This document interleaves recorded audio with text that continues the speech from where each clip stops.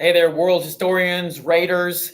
Mr. Swanson here, Bacon County High School, room 1206. And I'm here to give you a quick crash course on European periods of art and the Renaissance man, the polymath, the multi-talented Michelangelo, and no, not the Teenage Mutant Ninja Turtle. So European periods of art, classical, medieval, and Renaissance. Quick crash course, ready, set, let's go. So my students who are watching this video, you actually don't have any notes to take today.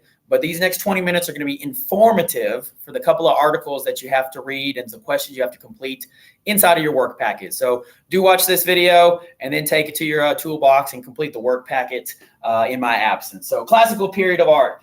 When we say the classics, we've already said that the Renaissance is a rebirth of the classics. So this classical period of art is definitely going to refer to the Greeks and the Romans, early civilizations that we have already discussed in class. So the time frame we're talking about 1600 to 500 BC, okay, the pre-Jesus side of the timeline.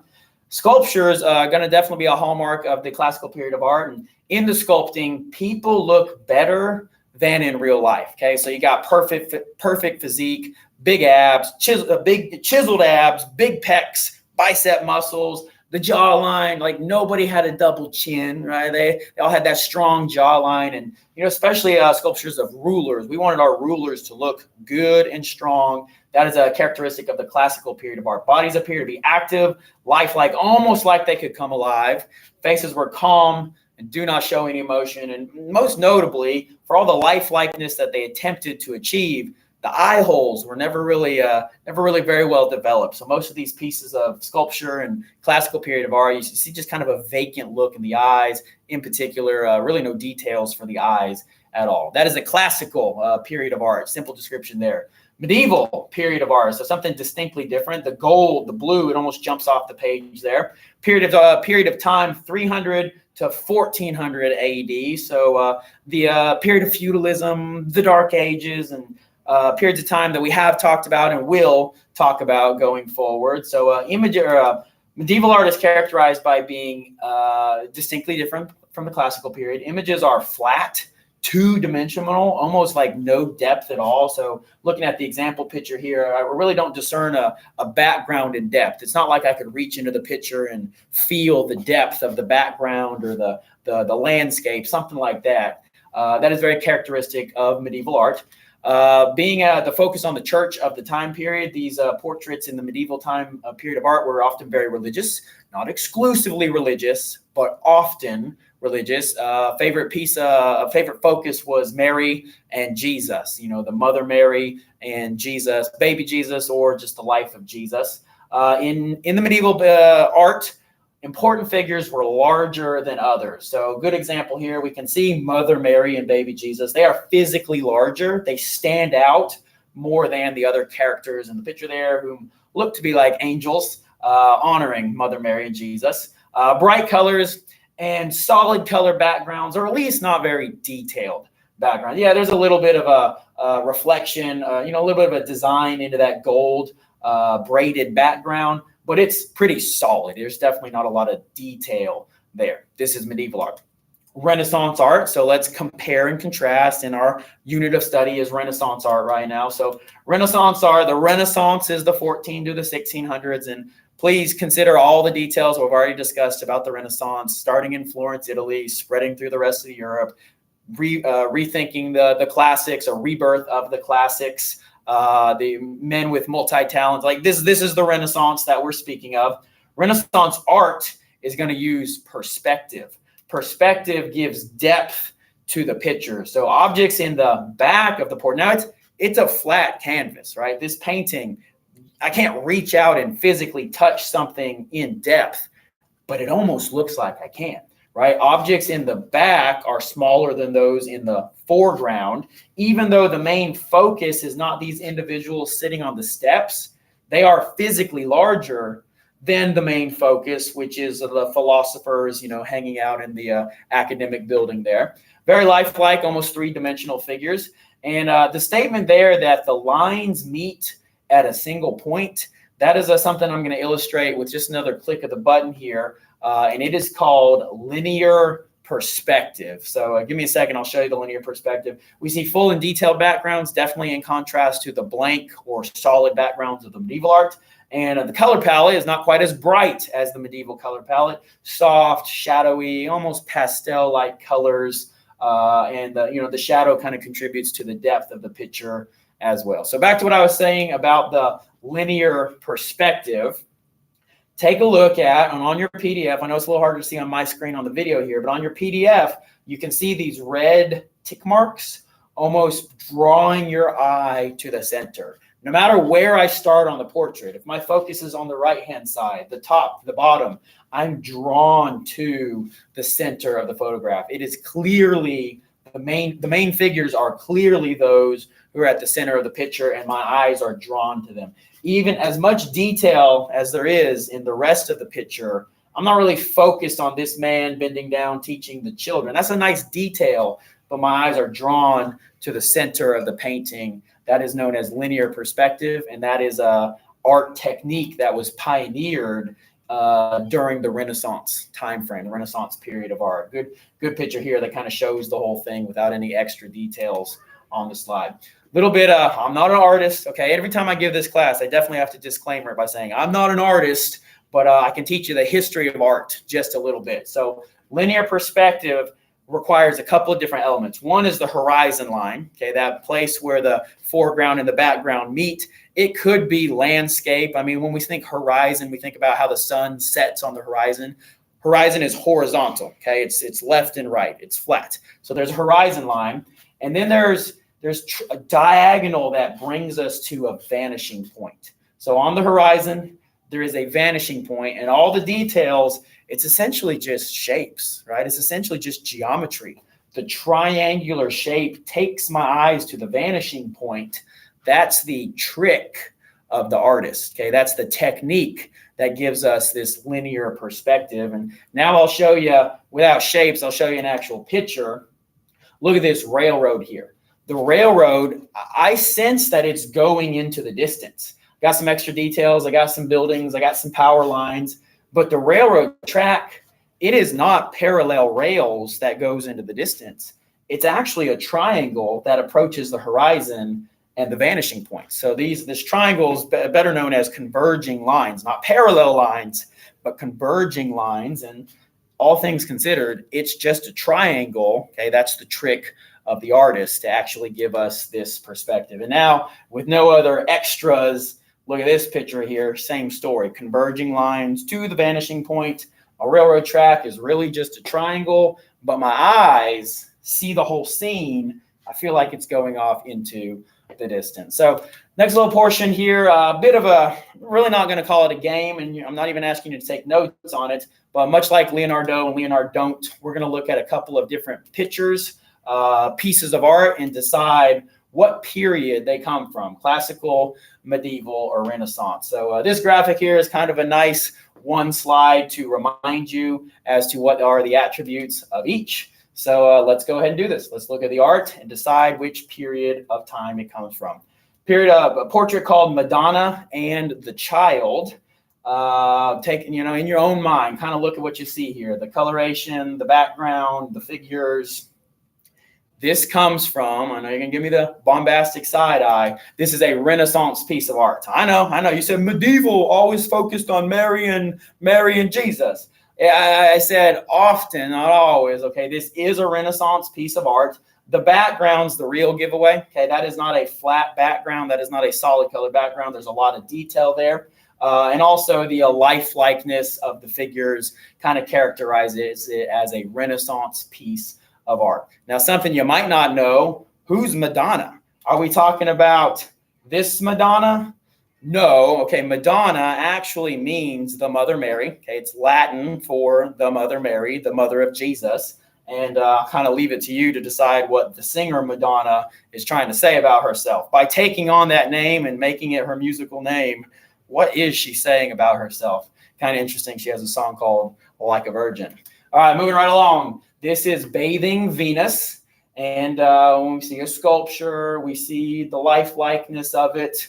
And this is, students tend to get this one pretty correct. This is a classical piece of art. Now, I'll take the word off the screen there real quick.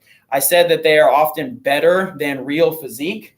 I want you to know this. If the goddess Venus can have a couple of folds in her body, then so can I. All right. Like that. If they saw this as pristine human form, then I'm not so concerned about my father figure over here. Bathing Venus, classical piece of art. Next up here, this is called Primavera. And we see a variety of details. We see colors, we see background, we see figures, religious perspective. What do you think? This is a Renaissance piece of art. Again, the background is pretty significant. Primavera actually means spring. So it's saying that the seasons are changing, new life is here. And this is just a very iconic piece of Renaissance art. Number 4, we have Madonna and the Child again. And I bet you're catching the theme here. The first one was a Renaissance piece of art, the first Madonna, because of the lifelikeness of the figures and the details in the background. This, however, is going to be a medieval piece of art. We can clearly see that the figures are not as lifelike. We see a larger central figure and smaller extra figures who are respecting the mother and the child. We see a very plain background. This is probably pretty good to give you a perspective on the differences. We saw a Renaissance Madonna. We see a medieval Madonna. Picture number 1, picture number 4. You can probably clearly see the differences. This one here, this is called a grave stele of Hagresso. The last time we saw the word stele, we were talking about the Code of Hammurabi. So you know that this is an engraved piece of marble. It's a god. We're giving law to Hagresso, which is not a piece of history I'm going to dive into right now. So with all that in mind, and I kind of gave you some hints with the mentioning the Code of Hammurabi, as ancient as that is, you can decide that this is a classical piece of art. Absolutely just classical piece of art. A motionless face. It's made out of marble. Just all the characteristics, and from the time frame, classical piece of art. All right, next here, this is the Piata. The Piata, which is a Latin word for pity. Looking at here, we see a kind of a woman maybe taking pity on her dead friend, right? A friend, a husband, a son. Like we don't exactly know without more context. But the word Piata, pity. The woman is taking pity on her child. And I'm probably giving it away. This is a Renaissance piece of art. This is actually the Mother Mary holding her dead son, Jesus. So knowing the story, Jesus was age 33. Mother Mary is taking pity on her son, whom, of course, Christians believe Savior of the world. Now, if you know the rest of the story, Christians believe he did not stay dead, but 3 days later, he was resurrected to life. And of course, we've already come through conversations about Christianity in the context of Rome. This is a piece of work by Michelangelo, okay, the Renaissance man, artist Michelangelo. Mother Mary is actually, this is a very famous sculpture, so many details, an absolute masterpiece. And Mother Mary is very large, okay? She's physically larger than a woman would be, like she's larger than life. Her Jesus, her son, is 6 feet long. So for her to be holding him, and he's a 6 foot man, you can see she's a little bit larger than life. A lot of detail for the human physique, a lot of muscles, etc. This is one of Michelangelo's masterpieces. Long history with the Renaissance. With the Pieta. It's been on display. One time, and a little side story here, one time it was attacked with a hammer by an insane man who just wanted to attack this. He wanted to make a political point for some reason, and he attacked the Pieta. And it's just a tragedy because this came from a single piece of marble. Michelangelo would stare at pieces of marble in quarry for days on end, picking the one that was perfect for his future work. He didn't want to have any blemishes. So all the details, this is nothing like it got pieced together. This is from a single piece of marble. And then this crazed man takes a hammer to it in the 70s, damages it. That's a tragedy, of course. Now, art historians did the best they could to restore it. It's still on display today. So a little bit extra about the Piata there. Interesting little Mr. Swanson story. Church I grew up in Oklahoma, we did an Easter production called Masterworks. And what we did was we recreated a variety of religious pieces of art. And I had the privilege of, it's a grainy photograph there, but I had the privilege of being Jesus in the Piata. So you can see that And you want to talk about some ladies at church volunteering their time. Someone created this whole setup, and then I had a bodysuit, it's kind of painted on, and that's me. Okay, that's 16-year-old Mr. Swanson laying as Jesus, and I just had to stand still through 2 or 3 songs. That was the production at my church. So just a little interesting connection, the Piata. All right, moving right along. A couple more here. The Birth of Venus. This is a Renaissance piece of art. This comes from the same artist who did Primavera. And once you see that Botticelli, you can kind of see once you know that Primavera and this portrait come from the same person, you probably see some similarities in the style of art. And one more here, moving along our crash course here, The Last Supper. So let me give, I messed up my clicks there. That's all right. The Last Supper, really, we've already had this conversation, comes from Leonardo da Vinci. It is a Renaissance piece of art. It is religious in nature, of course, depicting Jesus at his Last Supper with his disciples. And I'll give you one more. Last summer at Lee's Chapel VBS, myself and a group of men recreated this portrait, The Last Supper. So how'd we do? Go back and forth between the pictures. How'd we do? You might see some folks you recognize in that picture right there.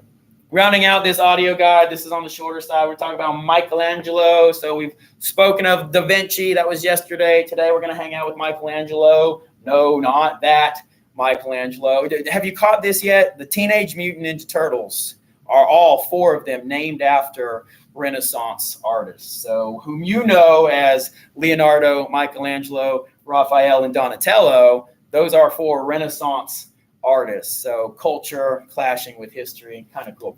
Michelangelo, he's known for this. He's a Renaissance man of many talents. He wanted to be known as a sculptor. And of course, the Piata being one of his sculptures, you can see he had the skill for that.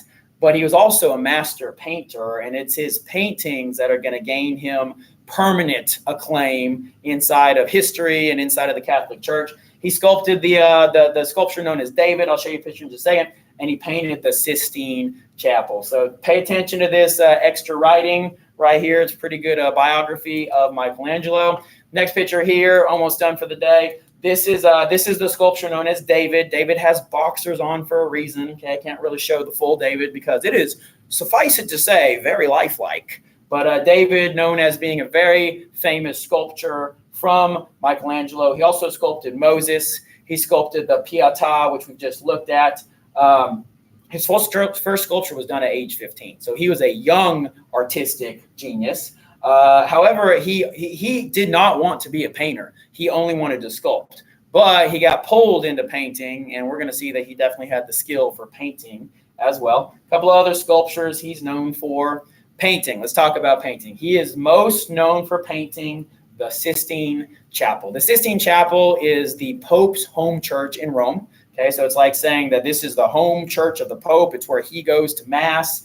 And Pope in the 1400s wanted a majestic ceiling in his Sistine Chapel. He had heard of Michelangelo. He actually demanded that Michelangelo come and paint his ceiling. Michelangelo said, "Hey, that's not what I do. I'm a sculptor." The Pope said, "Oh, no. You're going to be a painter, I assure you." Long story short, some contract negotiations, a little bit of a debate, a little bit of an argument. Wouldn't you know, Michelangelo submits to the Pope, and he does paint the enormous Sistine Chapel ceiling. He does not do it overnight. Okay, guys, we're talking about a football field up top. So it takes him 4 years to paint the Sistine Chapel. It's one of the most majestic paintings known in humankind. It was painted with a very specific style known as fresco painting. So it wasn't just break out your watercolors and start painting. He actually had to science the thing as well. So there's a video you're going to watch that'll teach you about the fresco style of painting. And I'm going to click here. I'm going to see if it does it right. I don't know. The slide, I'm trying to show you the whole picture here. All right, it's a painting of the ceiling of the church. Took over 4 years to finish. Michelangelo did not want to do it, but he was forced to by the Pope. It was not easy. He had to crane his neck upward for nearly 4 years. Let me do this click right here. There we go. We're going to slowly move along the whole Sistine Chapel ceiling. Each little portion there is a scene from the Old Testament. So the whole works is basically the Old Testament illustrated, referencing, illustrating the struggle of Israelites, connection between God and man. Total masterpiece. Here is how Michelangelo did it. He spent 4 years on his back. He spent 4 years looking upward. He had to climb the scaffolding. He had to crane his neck. He had to lay down backwards. Not an easy feat, okay? And that's why it's known as one of the masterpieces of all time. So whether he was laying on his back or standing and craning his neck upward, multiple techniques used, none of them comfortable. I mean, like, listen, sit at your desk and draw, that's one thing. But lay on your back and lean upward, that's a whole nother thing. And to do that for 4 years, that's why it's a masterpiece. This comes from his own sketchbook. This kind of shows how he did it. Obviously, he's saying, this is how I had to draw. Interesting personal connection, or really something that where can you go see the Sistine Chapel today? This is not in Rome. This is at Epcot at Disney World. There's actually a ride at Epcot which depicts the Renaissance time period. It's actually inside the ball of Epcot. It's called Spaceship Earth.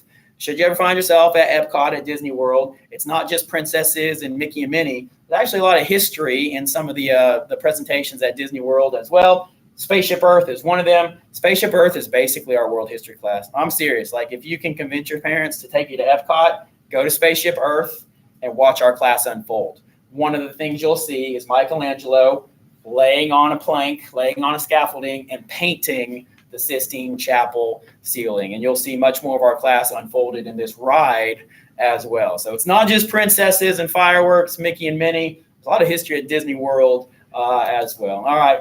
To close out the conversation here, close out this audio guide, there's a couple of videos I want you to watch. Who really was Michelangelo? Do you know the Sistine Chapel? And these are all linked into the Google Classroom post. Shorter audio guide for today, a couple videos for you to watch, and articles inside of your toolbox. Go ahead and get after it. I miss you. I mean it.